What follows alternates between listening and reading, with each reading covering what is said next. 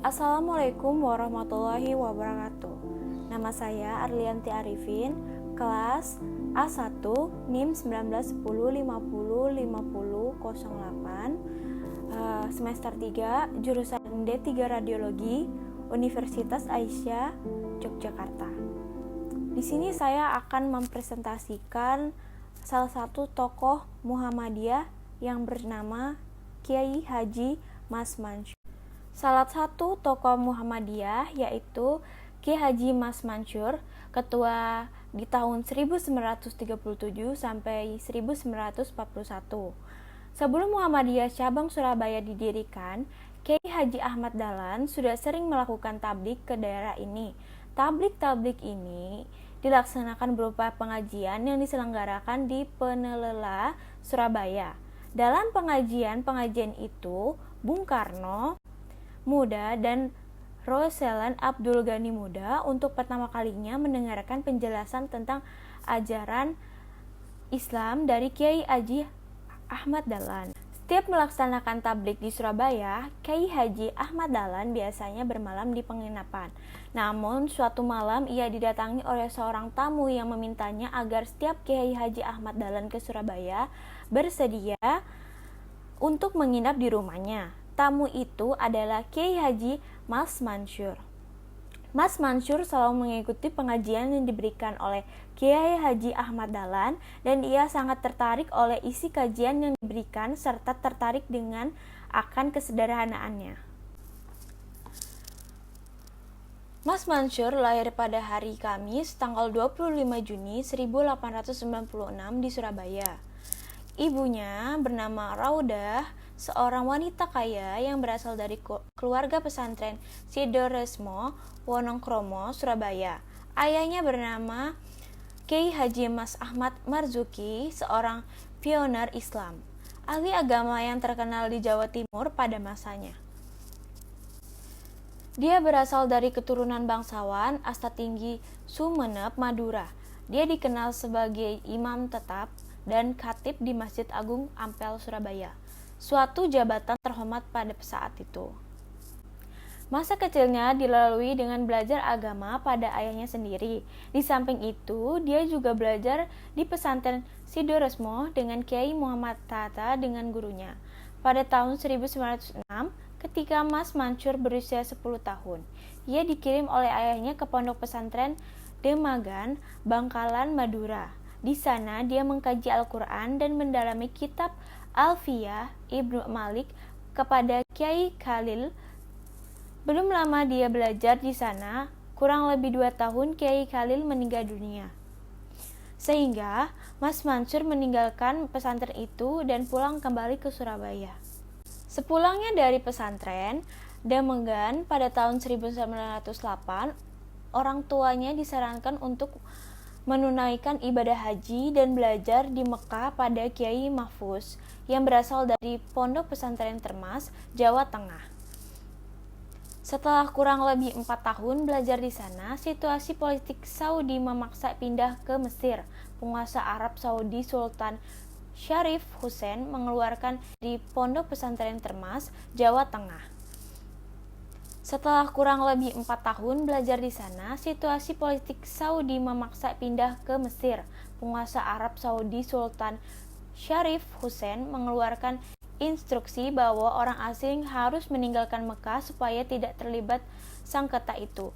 Pada mulanya, ayah Mas Mansur tidak mengizinkan ke Mesir karena citra Mesir atau Kairo saat itu kurang baik di mata ayahnya, yaitu sebagai tempat bersenang-senang dan maksiat. Meskipun demikian, Mas Mansur tetap melaksanakan keinginannya tanpa izin orang tuanya. Kepahitan dan kesulitan hidup karena tidak mendapatkan kiriman uang dari orang tuanya untuk biaya sekolah dan hidupnya harus dijalaninya. Oleh karena itu, dia sering berpuasa Senin dan Kamis dan mendapat uang dan makanan dari masjid-masjid. Keadaan ini berlangsung kurang lebih dari 1 tahun dan setelah itu orang tuanya kembali mengirimkan dana untuk belajar di Mesir.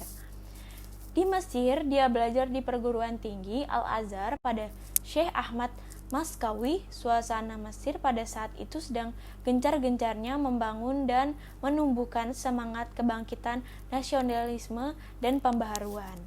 Banyak tokoh memupuk semangat rakyat Mesir baik melalui media massa maupun pidato.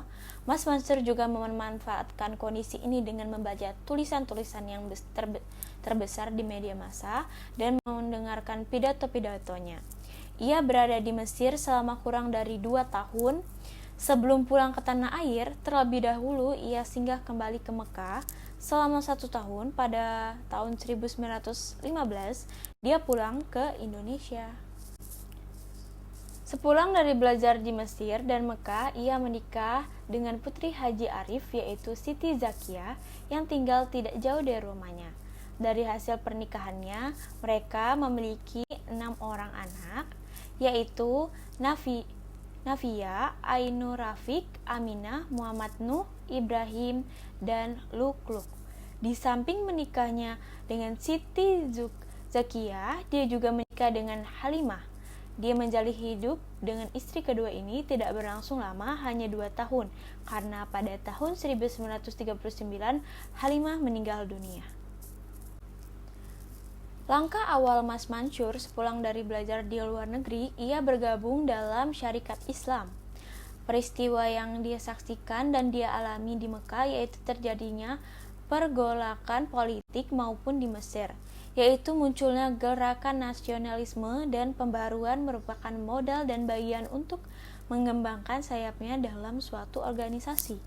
Pada masa itu, SI dipimpin oleh Hos Coktik maupun di Mesir, yaitu munculnya gerakan nasionalisme dan pembaruan merupakan modal dan bagian untuk mengembangkan sayapnya dalam suatu organisasi. Pada masa itu, SI dipimpin oleh Hos Cokroaminoto dan terkenal sebagai organisasi yang radikal dan revolusioner. Ia dipercaya sebagai penasehat pengurus besar SI. Selain itu, Mas Mansur juga membentuk majelis diskusi bernama Abdul Wahab Hasbullah yang diberi nama Taswir Al-Kahfar, yang artinya cakrawala pemikiran. Terbentuknya majelis ini diilhami oleh keadaan masyarakat Surabaya yang diselimuti kabut kekolotan. Masyarakat sulit diajak maju, bahkan mereka sulit menerima pemikiran yang baru yang berbeda dengan tradisi yang mereka pegang. Taswir Al-Afkar merupakan tempat berkumpulnya para ulama Surabaya yang sebelumnya mereka mengadakan kegiatan pengajian di rumah atau di surau masing-masing. Masalah-masalah yang dibahas berkaitan dengan masalah-masalah yang bersifat keagamaan murni sampai masalah politik perjuangan melawan penjajah.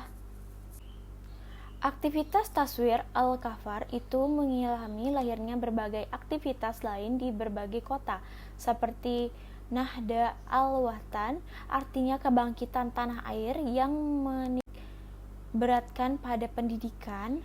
Sebagai kelanjutannya, Nahda Al-Wahtan, Mas Mansur dan Abdul Wahab Hasbullah mendirikan madrasah yang bernama Kitab Al-Watan, beratkan pada pendidikan.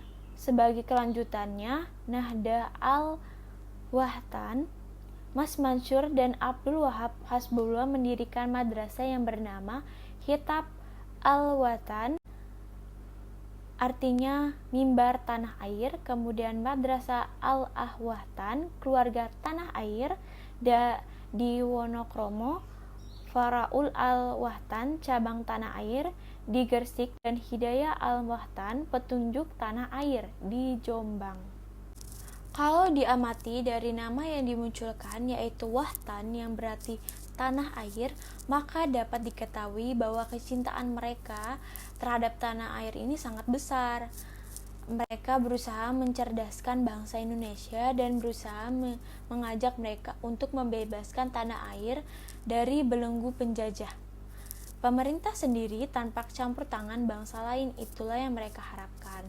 Taswir Al-Kahfar merupakan wadah yang didiskusikannya, mau tidak mau permasalahannya yang mereka diskusikan merembet pada masalah khilafiyah, ijtihad, dan mazhab. terjadinya perbedaan pendapat antara Mas Mansur dengan Abdul Wahab Hasbullah mengenai masalah-masalah tersebut yang menyebabkan Mas Mansur keluar dari Taswir Al-Kahfar. Mungkin itu saja yang dapat saya sampaikan. Kurang lebihnya mohon maaf.